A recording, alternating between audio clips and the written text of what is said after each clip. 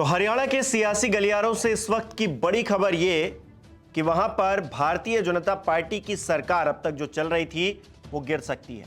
जी हां, बड़ी अपडेट के साथ आपके साथ मैं हूं हिमांशु मिश्रा। दरअसल हुआ यह है कि 3 निर्दलीय जो विधायक हैं उन्होंने अपना समर्थन भारतीय जनता पार्टी से वापस ले लिया है और अपना समर्थन कांग्रेस पार्टी को दे दिया है। ऐसे में अंकगणित बिगड़ गया है और सरकार अल्पमत में आ गई है। तो ऐसे में ये अंकगणित है क्या? अब सरकार की वहां पर स्थिति क्या है? क्या वहां पर दूसरा ऑप्शन है विपक्ष के पास कि वो सत्ता में आ जाए और भारतीय जनता पार्टी साइडलाइन हो जाए? आंकड़ों के लिहाज से क्या कहता है समीकरण, सब कुछ बताएंगे आपको इस वीडियो में। लोकसभा चुनाव के बीचों बीच हरियाणा में एक नया सियासी घटनाक्रम सामने आया है, जिसके तहत नायब सिंह सैनी की सरकार खतरे में आ गई है, क्योंकि सरकार को समर्थन दे रहे 3 निर्दलीय विधायकों ने मंगलवार को भाजपा सरकार से समर्थन वापस ले लिया और कांग्रेस के साथ हो लिए। आज बेरोजगारी चरम सीमा पर है। आज किसान, व्यापारी, कर्मचारी, मजदूर हर वर्ग दुखी है। आज कई फैमिली आईडी और कई प्रॉपर्टी आईडी, उससे हर गांववासी, शहरवासी दुखी है। इन्हीं चीजों को देखते हुए हमने अपना समर्थन वापस लिया। अभी ज्यादा दिन नहीं हुए हैं जब भारतीय जनता पार्टी के साथ जननायक जनता पार्टी का साथ था, हरियाणा में अच्छे से सरकार चल रही थी कि तभी लोकसभा चुनाव की आहट ने सियासी खेल हवा कर दिया। लोकसभा की सभी 10 सीटों पर चुनाव लड़ने की इच्छा ने बीजेपी को जेजेपी से नाता तोड़ने पर मजबूर कर दिया और इसके बाद लगा कि हरियाणा में सरकार गिर जाएगी, क्योंकि अचानक जेजेपी के 10 विधायक सरकार से अलग हो गए थे।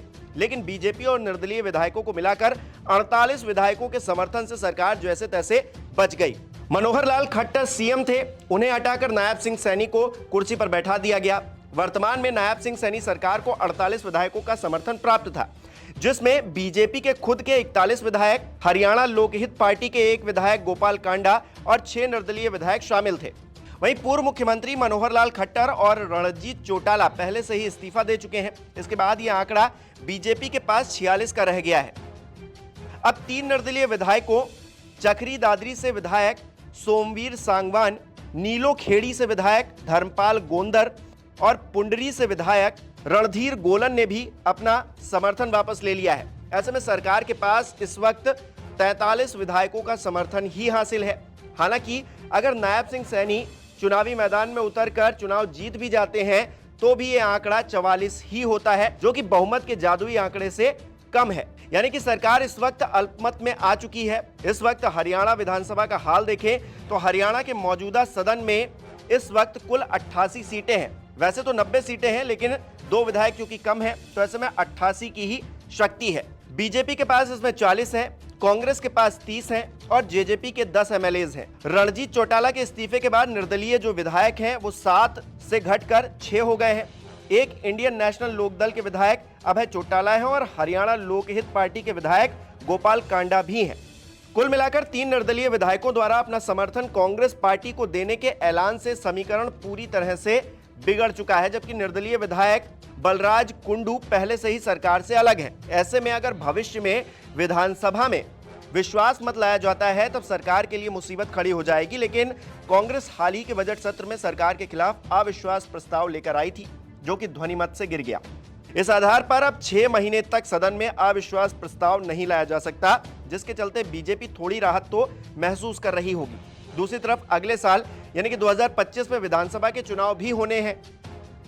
ऐसे में अगर आने वाले वक्त में सरकार गिर जाती है और नई सरकार बनती है तो फिर वो ज्यादा दिनों के लिए नहीं बनेगी। रहेंगे, समय समय के ऊपर बताएंगे आप लोग। सर, कुछ विधायक जो आपके साथ फ्लोर पे खड़े थे, आज चर्चाएं हैं वो कहीं न कहीं दूसरे दल में हाथ मिला रहे हैं लोकसभा के लिए। और देखिए, क्योंकि ये जानकारियाँ आई है मेरे पास भी, कहीं विधायकों की कुछ इच्छाएं होती हैं और हर व्यक्ति आज इच्छा के साथ जुड़ा हुआ है। शायद क्योंकि कांग्रेस आजकल इच्छाएं पूरी करने में लगी हुई है और लोग समझ रहे हैं, लोग सब जानते हैं कि इसकी इच्छा क्या है। क्योंकि कुछ लोगों को, जैसे कांग्रेस है, कांग्रेस को जनता की इच्छाओं से मतलब नहीं है, उनको तो अपनी इच्छाओं से मतलब है कि हमने अपनी इच्छाएं पूरी करनी है।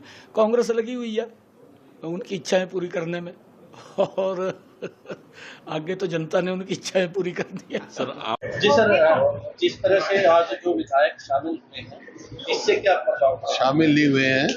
उन्होंने जो बीजेपी सरकार को समर्थन दे रखा था, इंडिपेंडेंट विधायक हैं, उन्होंने समर्थन अपना वापस लिया है और बाहर से कांग्रेस को समर्थन देने का फैसला किया है। और ये फैसला उन्होंने जन भावनाओं के अनुसार किया है। जन भावना बन चुकी है, सरकार के मौजूदा सरकार के खिलाफ है।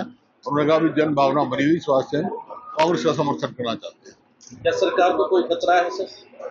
देखिए, मॉरल राइट खत्म हो गया सरकार का, प्रशासन का, और उन सरकार को तुरंत पद छोड़ देना चाहिए, इस्तीफा देना चाहिए और राष्ट्रपति शासन लागू कर देना चाहिए ताकि निष्पक्ष चुनाव हो जाए।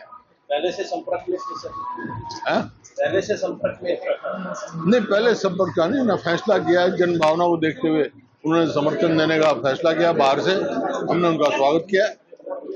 कांग्रेस में क्या प्रभाव पड़ेगा सर? कांग्रेस का समर्थन करेंगे ना वो चुनाव में। अब चुनाव, पार्लियामेंट के चुनाव में बाहर से कांग्रेस का समर्थन करेंगे, फायदा होगा कांग्रेस को। नमस्कार, मैं हूं मानक गुप्ता। अगर आपको हमारा ये वीडियो पसंद आया हो तो इसे लाइक और शेयर जरूर करें और हां, हमें सब्सक्राइब और फॉलो करना ना भूलें ताकि आप देश और दुनिया की कोई खबर मिस ना करें। तो जुड़े रहिए हमारे साथ और देखते रहिए न्यूज़ 24।